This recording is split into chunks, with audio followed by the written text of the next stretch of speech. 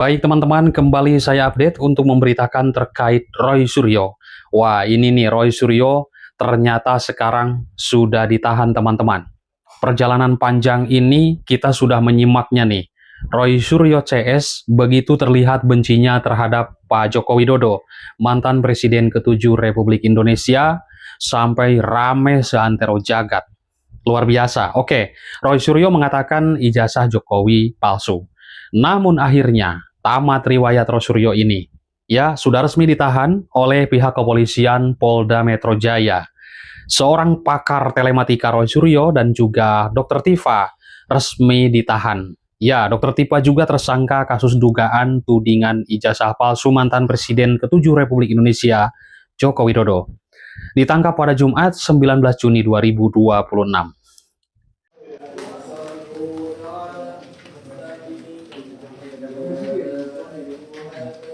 Mas Roy, gimana kondisinya, Mas?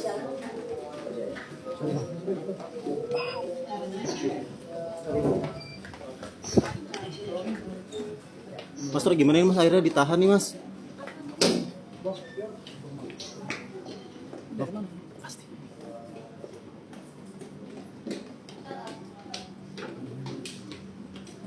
Ya, beredar video terlihat penampakan Roy Suryo di sini, lesu, tertunduk, nggak ngomong ya. Biasanya kan berkuar-kuar terus nih. Roy Suryo ditahan polisi. Terlihat di sini dalam video ini menenteng rompi tahanan berwarna orange dan juga minuman. Ya, di sini nih saat berpindah dari satu ruangan ke ruangan lainnya di lingkungan Mapolda Metro Jaya. Tertunduk lesu nih rupanya. Dulu kan kuar-kuar ya. Baik, teman-teman, dalam kesempatan tersebut Roy Suryo terlihat didampingi oleh beberapa orang. Salah satunya Abdul Ghafur Sangaji yang merupakan salah satu kuasa hukumnya, dan juga terlihat Roy Suryo ini enggan menjawab pertanyaan dari para awak media atau wartawan yang berada di lokasi itu. Saya melihat dari media Kompas TV, ya Roy Suryo ini memilih berlalu tanpa mengucapkan sepatah kata pun. Ya, padahal kan Roy Suryo ini senang sekali kalau misalkan berbicara terkait Pak Jokowi, betul tidak? Tapi di sini tertunduk lesu. Nah, teman-teman, sebelumnya di Reskrimum Polda Metro Jaya, Kombes Imam Imanuddin menyatakan penangkapan tersebut untuk kebutuhan pelimpahan tersangka dan juga barang bukti. Oke, kita simak dulu nih video ini ya. Kita siang hari ini akan menyampaikan konferensi pers terkait tentang penanganan perkara dugaan pencemaran nama baik dan atau pelanggaran Undang-Undang Informasi dan Transaksi Elektronik.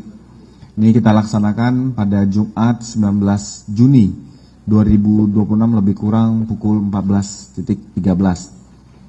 Pada kesempatan ini, Polda Metro Jaya melalui Direktorat Reserse Kriminal Umum ingin menyampaikan perkembangan penanganan sebuah perkara yang terjadi, dan ini menjadi perhatian masyarakat luas tentang dugaan pencemaran nama baik dan fitnah yang dilakukan melalui media elektronik. Kami juga menyampaikan bahwa perkara ini menyita perhatian dan memunculkan beragam tanggapan di masyarakat. Oleh karena itu, Polda Metro Jaya hadir menjelaskan secara terbuka, jernih, apa adanya agar informasi ini yang disampaikan kepada publik benar, berimbang, dan tidak ada simpang siur. Penyidik Subdit Keamanan Negara Ditreskrimum Polda Metro Jaya telah melakukan penangkapan terhadap 2 orang tersangka masing-masing berinisial RS dan PT. Sebagai penegasan, penangkapan ini bukanlah tindakan yang berdiri sendiri, melainkan kelanjutan dari proses penyidikan yang telah berjalan. Berkas perkara telah dinyatakan lengkap atau P21 oleh Kejaksaan. Alat bukti telah dinilai lengkap memenuhi persyaratan, dan setiap tahapan ditempuh sesuai ketentuan hukum acara pidana dengan menjunjung tinggi azas kesetaraan di hadapan hukum. Teman-teman, sementara itu keterangan dari Ade Darmawan, Ketua Pradi Bersatu, ini menyatakan bahwa penangkapan dan juga penahanan Roy Suryo terkait kasus tudingan ijazah palsu mantan Presiden ke-7 Republik Indonesia Joko Widodo adalah hal yang wajar dan sudah sepatutnya dilakukan. Ini sudah lama terjadi, teman-teman, dan dulu pun saya sempat membahasnya, ya, dan tertimpa lagi dengan kasus-kasus yang lain, jadi akhirnya saya baru membahas kembali. Nah, jadi menurut Ade Darmawan begini mengatakan tindakan Polda Metro Jaya sudah memenuhi syarat objektif dan juga subjektif ya dalam hukum. Nah, saya sudah mencatat juga poin-poin yang disampaikan oleh Ade Darmawan di sini bahwa poin pertama dari keterangan yang disampaikan oleh Ade Darmawan adalah bukan hal yang mengagetkan ketika Roy Suryo ini ditahan oleh pihak kepolisian.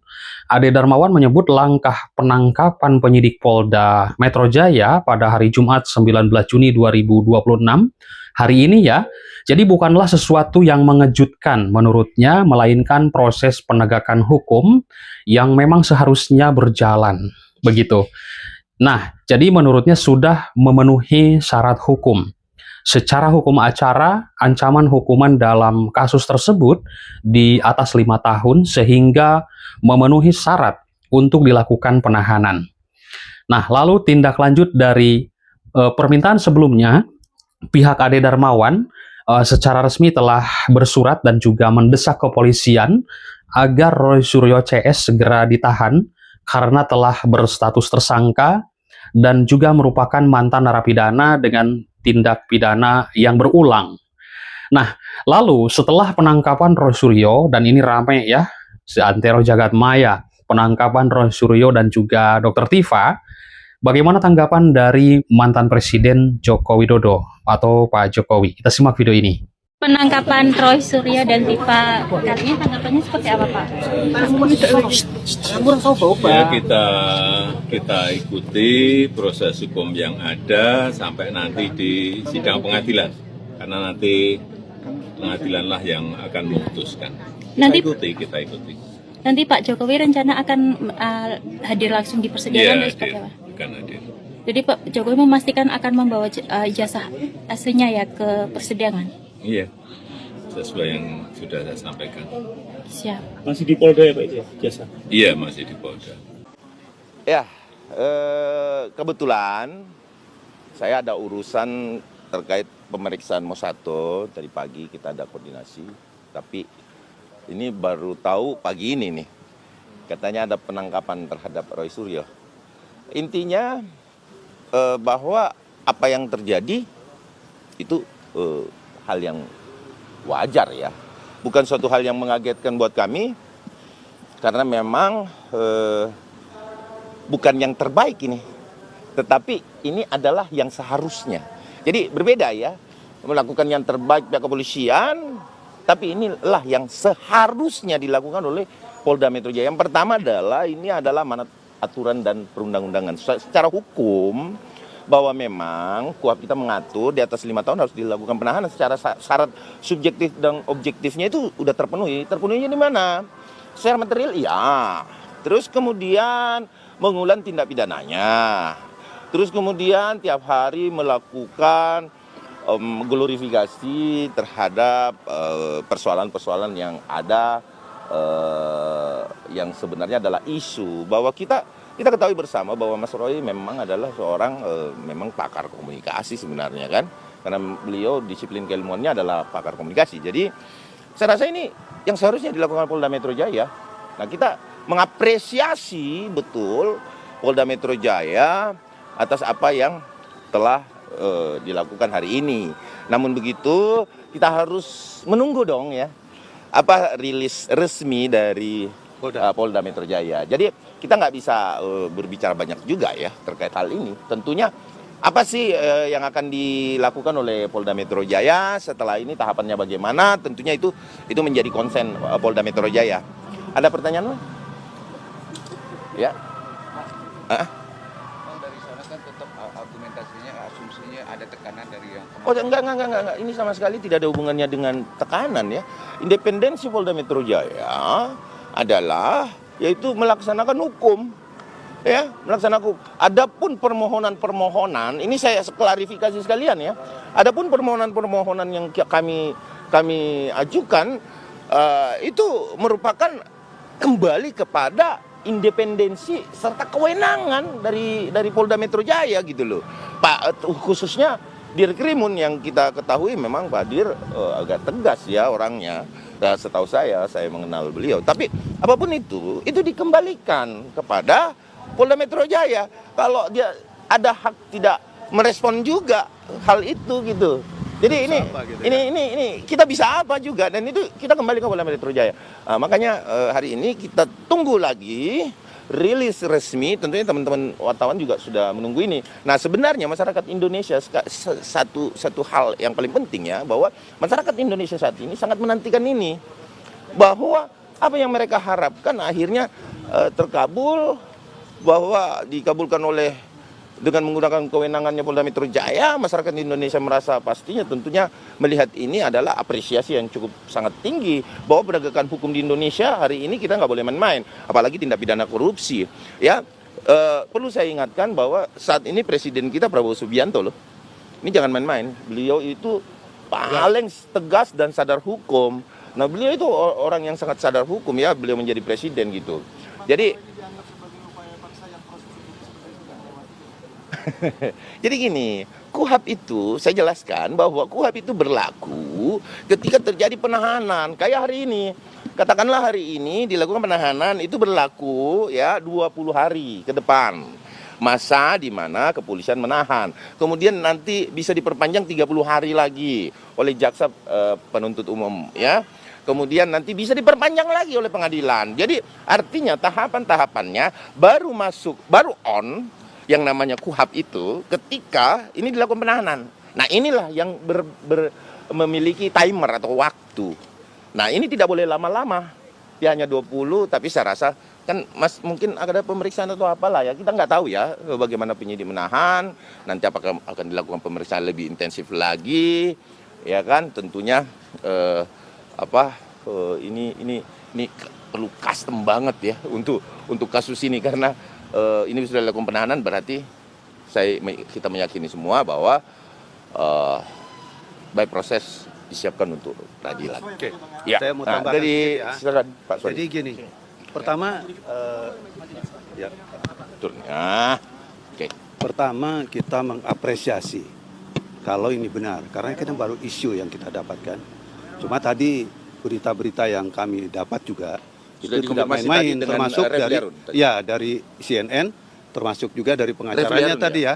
Refli Harun sudah ada di sini ya. Dan tentunya sekali lagi kita mengapresiasi langkah-langkah yang dilakukan oleh penyidik. Tentunya Polda Metro Jaya dalam kaitan ini. Nah, terus terkait masalah ada informasi penekanan dan lain sebagainya, surat kami itu normatif sifatnya. Ya, normatif dalam arti ya kita mengajak dong atau memberikan informasi sebaiknya dilakukan penahanan dan lain sebagainya. Alasannya juga jelas kok di dalam persoalan ini. Ada 3 hal ya. Roy Suryo itu residivis. Terus yang kedua, ada pengulangan dari tindak pidana yang ada. Terus yang ketiga juga ya, ini seperti juga yang sudah kami sampaikan ya, ancaman hukumannya itu adalah di atas 5 tahun. Bahkan kalau saya lihat dari pasal-pasal yang ada, terutama di pasal 35, itu ancaman hukumannya di atas di 12 tahun dengan denda 10 miliar. 12 miliar. Artinya dalam konteks ini kalau memang itu dilakukan penahanan, itu sudah sangat jelas secara objektif itu bisa dilakukan oleh Polda dan tidak melanggar undang-undang gitu ya. Sekali lagi kita juga masih mendengar bagaimana nanti keputusan ada di tangan Pak Dir berkaitan dengan masalah penangkapan ini. Terima kasih. Jadi ada pertanyaan lagi yang tadi. Jadi artinya gini, penahanan, penangkapan itu adalah kewenangan penyidik. Dan ini harus kooperatif. Ya, mungkin ini tidak kooperatif. Ya, saya dengar kabar bahwa ini tidak kooperatif. Bukan kabur. Mangkir harusnya untuk melakukan laporan ya, tapi tidak dilakukan gitu, nggak absen gitu, wajib lapor ini, sehingga Dan Saya rasa informasinya dari luar kota. ini udah kembali ke kewenangan kepolisian sih. Memang ketika terjadi mangkir dan lain-lain sebagainya, itu wajib dilakukan memang penahanan. Jadi intinya kita tunggu. Ya, gimana? Ada? Tadi pihaknya Ros sendiri mengatakan sebenarnya sudah hampir 30 kali wajib lapor. Dia mempertanyakan itu kenapa sampai akhirnya sekarang baru penangkapannya tuh dadakan tanpa ada surat dari Polda sendiri, menunjukkan surat sendiri. Oh ya, itu administrasi itu hanya bisa dijawab oleh Polda Metro Jaya ya teman-teman ya. Di Polda Metro Jaya karena kita bukan penyidik, kami adalah pelapor yang bersifat permohonan, dan kalau ini terjadi respon, tentunya ini yang kita harapkan. Tetapi ini sekali lagi ini bukan hal yang luar biasa. Ini hal yang biasa saja karena memang ini yang bukan yang sebaiknya, tetapi ini adalah yang seharusnya dilakukan oleh Polda Metro Jaya. Oke, teman-teman ya. Gitu ya, nanti rilisnya sama Polda Metro.